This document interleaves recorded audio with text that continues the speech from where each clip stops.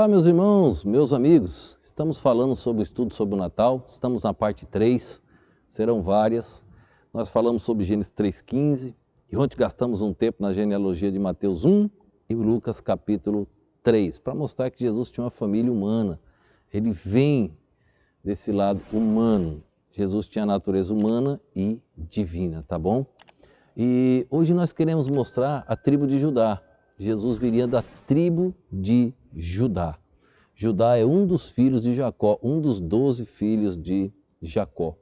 Então nós vamos ler aqui Miqueias capítulo 5, verso de número 2, que diz assim a palavra de Deus. Veja a profecia. E tu, Belém Efrata, posto que pequena entre os milhares de Judá, de ti me sairá o que governará em Israel, e cujas saídas são desde os tempos antigos, desde os dias da eternidade. Então aqui está a profecia que Jesus viria da tribo de Judá. Belém Efrata, porque pequena entre os milhares de Judá. De ti sairá o governador, aquele que irá liderar Israel e todo o planeta Terra, o Salvador. Mas o que ocorreu? Quem era Judá? Nós encontramos os personagens Abraão, Isaque e Jacó. Jacó, ele teve 12 filhos. Seus 4 primeiros filhos, ele teve filhos com Lia, com Raquel, com Bila e com Zilpa. Os filhos que ele teve com Lia, os 4 primeiros filhos, o 4º filho foi Judá. Depois ele teve filhos com as concubinas e depois veio José com Raquel e Benjamim também com Raquel. Mas aqui estavam os 4 filhos. Então Judá, ele não vem da genealogia de Bila, de Zilpa, nem de Raquel. Ele vem da genealogia de Lia. Quando nós chegamos no capítulo 38 de Gênesis, aconteceu algo interessante. Jacó, ele tinha mudado de cidade, ele tinha deixado seu pai, os demais irmãos, ele foi embora. Depois da venda de José, ele se entristeceu, ele foi embora morar numa cidade distante. E ali, capítulo 38, nós entramos na história de José no capítulo 37, a Bíblia interrompe no capítulo 38, depois volta do 39 até os 50, só a história de José. Mas é interrompido pelo capítulo 38. E diz aqui no capítulo 38, verso de número 1. Veja só o que diz a palavra de Deus. E aconteceu no mesmo tempo que Judá desceu entre os seus irmãos e entrou na casa de um homem de Adulão, cujo nome era Ira. E viu Judá ali a filha de um homem cananeu, cujo nome era Sua, e tomou-a por mulher e a possuiu. E ela deu 3 filhos, Onã e Selá. Nasceram 3 filhos de Judá. A genealogia de Jesus Cristo tem que vir de Judá. Casou-se com uma jovem chamada Tamar, um dos filhos de Judá. E ele não andava nos caminhos do Senhor, e ele morreu. No costume do povo de Israel, o outro filho casa-se com a esposa, com a viúva daquele filho. E quando nasce o primeiro filho, ele não pertence àquela geração, pertence do que morreu.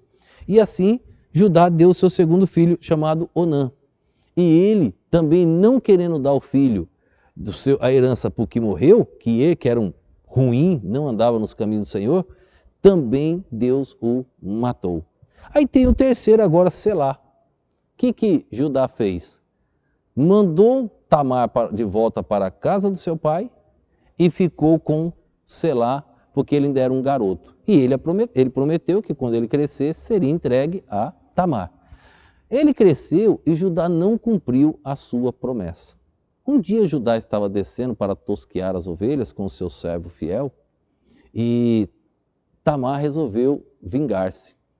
Tamar tirou as vestes de viúva e se vestiu como uma prostituta. E no caminho, Judá viu aquela prostituta e deitou-se com ela.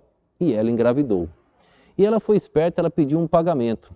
E o que foi o pagamento que ela pediu? Ela pediu o bordão, o selo e o cajado. E disse que quando ele chegasse em tal lugar, ele mandaria o pagamento, um cordeiro, e ficaria tudo tranquilo. Tá bom. E assim aconteceu. Só que nisso ela engravidou.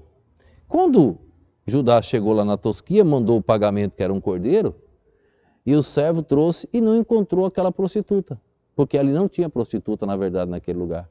Ela apenas armou aquela situação. O tempo passou e descobriram que Tamar estava grávida. E Judá disse que ela seja retirada, apedrejada e queimada.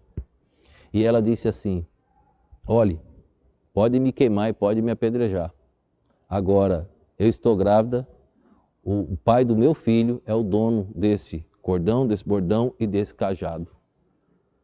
Quando Judá viu, capítulo 38, finalzinho, ele diz assim, ó, verso de número 26, olha o que aconteceu. Ó. E conheceu Judá e disse, mais justa é ela do que eu, porquanto não a tenho dado a selar meu filho, e nunca mais a conheceu. Mais justa é ela do que eu. Jesus não vem da genealogia de nenhum desses 3 filhos de Judá, nem do primeiro, e de Onã, e nem de Selá. Mas Jesus vem da genealogia daqueles que nasceram, Pérez e Zerá. Ela ficou grávida de gêmeos. Como Judá tinha perdido 2 filhos, Deus agora devolveu 2 filhos para ele, Pérez e Zerá. A genealogia de Jesus continua daqui.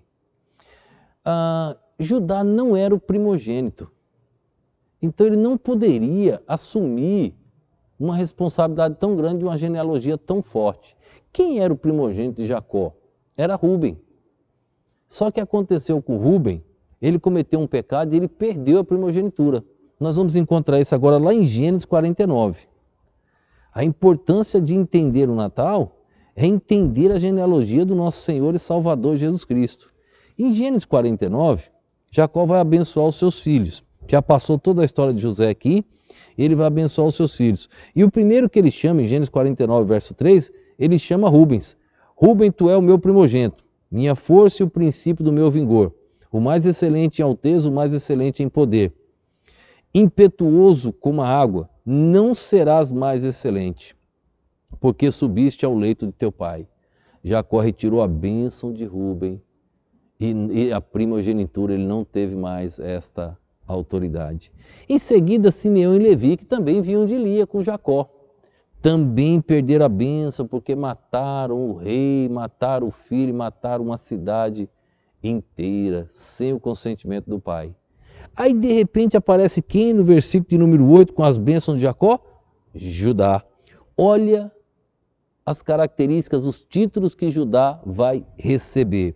Gênesis 49, a partir do verso 8. Judá, a ti te louvarão os teus irmãos. A tua mão será sobre o pescoço dos teus inimigos. Os filhos de teu pai a ti se inclinarão. Judá, um leãozinho da presa subiste. Filho meu, encurva-se e deita-se como um leão. E como um leão velho, quem o despertará? O cetro não se arredará de Judá, nem o legislador dentre os seus pés, até que venha Siló, e a eles se congregarão os povos. Ele amarrará o seu jumentinho à vide, e o filho da sua jumenta à cepa mais excelente. Ele lavarás a sua roupa no vinho, e a sua capa em sangue de uvas. Os olhos serão vermelhos de vinho, e os dentes brancos de leite. Olhe as profecias e olhe a bênção de Jacó sobre Judá. Se encaixa certinho com o perfil do nosso Senhor e Salvador Jesus Cristo. Tem a bênção dos outros, não dá tempo a gente ler. Todos eles, Jacó conversou com todos, mas Judá foi especial. Lembra quando dividiram seus reinos? Israel foi quase que extinto, as 10 tribos. Quem permaneceu? Judá. Quem permaneceu? O reino de Judá. Por quê? Era o remanescente, para se cumprir a profecia, para nascer o Salvador, Jesus Cristo. Não poderia ser destruída essa tribo. E Deus a usou até os dias atuais, para a glória do Pai. Olhe como é importante compreender as coisas de Deus. Amanhã nós vamos falar sobre a parte 4, vamos falar sobre as profecias. Depois na parte 5 já vamos falar com o anjo falando com José. Na parte 6, o anjo falando com Maria. Na parte 7, o anjo falando com Maria de novo. Na parte 8ª, já é João Batista com Jesus se encontrando. Na parte 9ª nós vamos ver o poema de Maria. Na parte 10ª já a profecia de Belém, o censo movido. Na parte 11 a manjedoura. E assim nós vamos aprendendo sobre o nascimento do Redentor Jesus Cristo. Que Deus nos abençoe, que você possa compartilhar e que você possa crescer no conhecimento com essas informações e com estas mensagens. Que Deus nos ajude, que Deus abra o nosso entendimento a cada dia para a glória dEle. Vamos orar. Obrigado, Pai, por este dia e por esse momento. Abençoa as vidas que assistem, ó Deus, que cada uma possa meditar e assim tomar as decisões corretas na vida. Ó Deus, aqueles que ainda não se entregaram a Cristo, desperta-os, ó Deus, enquanto há tempo. Fala no profundo dos corações, ajuda-os a tomar esta decisão tão importante. Ó Deus, eu te oro e te agradeço no nome e no poder do nosso Senhor e Salvador Jesus Cristo. Amém.